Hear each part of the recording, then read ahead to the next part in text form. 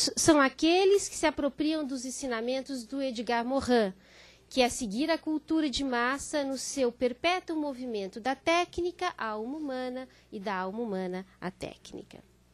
É possível afirmar que a grande maioria dos trabalhos lidos, independente da área do conhecimento, depreende-se um certo tom moralista, missionário, de parte de nós pesquisadores.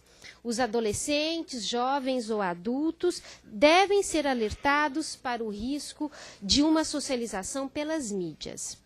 A capacidade de gestão dos processos criativos de um sujeito receptor é pouco desenvolvida, dando-se ênfase no caráter, se não manipulador, pelo menos determinante da cultura das mídias no universo jovem. E, nesse sentido, é possível aconselhar uma postura que consiga desenvolver novos olhares sobre as diferentes possibilidades de usos dos recursos e conteúdos disponibilizados pela cultura midiática. Ainda que muitos trabalhos tenham levantado informações importantes, vale alertar que a profundidade das análises, sempre deixada para os capítulos finais, não cumpre as expectativas anunciadas no início.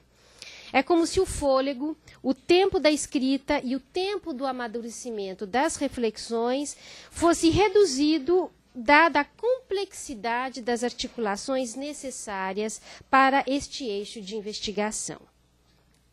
Mas, sem dúvida nenhuma, no que se refere aos temas novas mídias, imagens e representações sobre juventude, as áreas das ciências sociais e da educação se aproximam em termos de leitura teórica metodológica.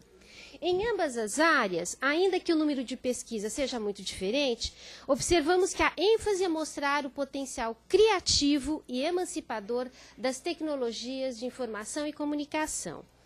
A velha polêmica sobre o caráter profano, vulgar, alienante da TV, desprovido de potencialidades educativas nobres, desaparece quase totalmente quando se discute o computador e seu novo universo de realizações. O computador e a internet surgem como instrumentos de trabalho, suportes educativos com um poder ainda pouco conhecido. Somado a isso, podem ser vistos como espaço de emancipador, na medida em que seu uso seja controlado continuamente por um projeto pedagógico. A internet é compreendida como espaço de autonomia, reflexividade, já que provoca estímulos e motivação criativa entre os jovens. Em síntese, considera-se o computador como um instrumento quase indispensável para a produção e transmissão do saber contemporâneo. De certa forma, poderíamos afirmar que existe uma polarização entre o caráter positivo das novas mídias e o caráter negativo das velhas mídias em ambas as áreas do conhecimento. No nosso entender, leituras pouco produtivas para o campo acadêmico. Falta-nos, portanto, um olhar mais equilibrado que seja capaz de observar as condições de possibilidade e propósitos de utilização desses recursos culturais ou suportes materiais nos vários segmentos sociais. Por fim, ainda que timidamente, pelo número de trabalhos e resultados de análise, podemos afirmar que 3 estudos na área da educação se destacam dos demais. Trata-se das discussões acerca das tecnologias de informação e comunicação como recursos pedagógicos transformadores e conscientizadores em situação de pobreza e injustiça social. Os estudos em questão refletem sobre as tecnologias de informação e comunicação a partir do que se poderia dizer qualificado como alternativo ou participativo, pois partem de uma metodologia em que a população faz uso direto de sua produção. Em síntese, seus usuários são narradores de sua própria história, apontando na direção de um novo material educativo que estimularia a formação de sujeitos politicamente participativos e conscientes de sua condição de vida. Nesse sentido, a distância entre criação e autonomia seria tênue, trazendo à luz possibilidades de uso desse suporte para dentro das instituições educativas.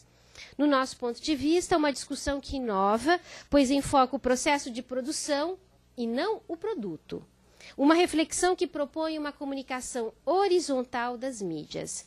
E, nesse sentido, se filia a uma perspectiva que valoriza a articulação interdisciplinar da comunicação, ou seja, uma associação associada à política, seguindo de perto as discussões de Martim Barbeiro.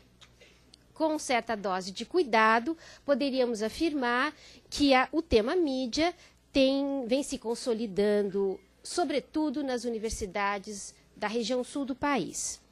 E, para concluir, valeria lamentar a ausência de uma série de reflexões que poderiam, em muito, ajudar a compreender a interface jovem e meios de comunicação de massa.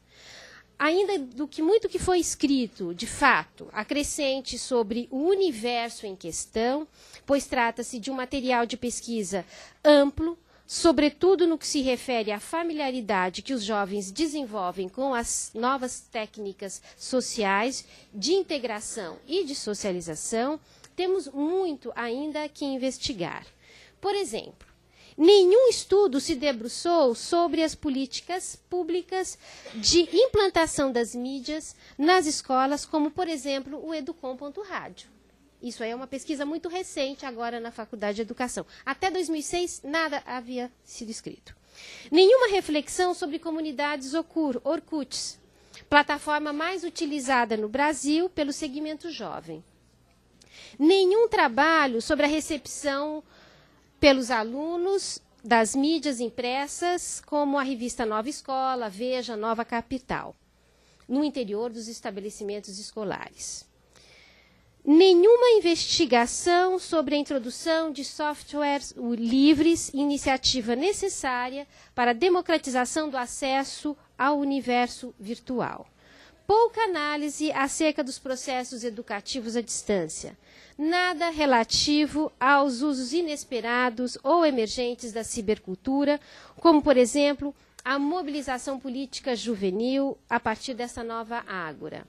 Ou seja, pesquisas que poderiam apontar para os usos imponderáveis que expressam a riqueza da dinâmica das forças sociais das sociedades imersas na cultura midiática. Estes são apenas alguns poucos eixos de investigação que estão por vir. Posto isso, valeria investigar com mais cuidado as contribuições já conquistadas pela interface que está ainda em construção, a fim de não repetir a fragilidade existente e avançar na busca da consolidação ainda não alcançada. Muito obrigada.